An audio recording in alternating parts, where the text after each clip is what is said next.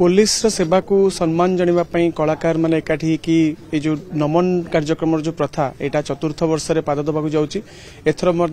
कार्यक्रम आकार को आउटे बड़ करने आम कलाकार मैंने समस्ते एकाठी अंटा भिड़चु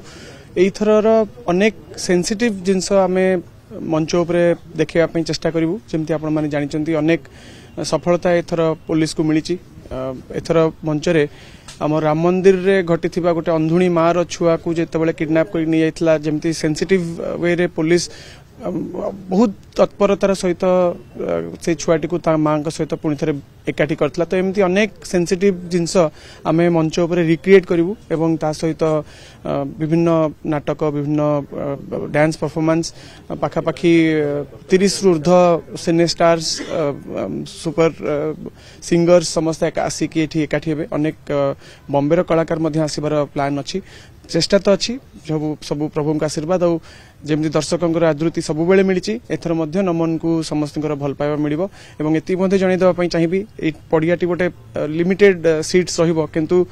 समग्र ओडिशावासी यही कार्यक्रम को देखिबापई आम जनवरी 26 रे एटा तरंग टीवी रे टेलीकास्ट भी हबार अछि किंतु ग्राउंड रे आम एठी 18 डिसेम्बर रे पुलिस परिवार एवं किछि दर्शकों सम्मुख रे रखिबु।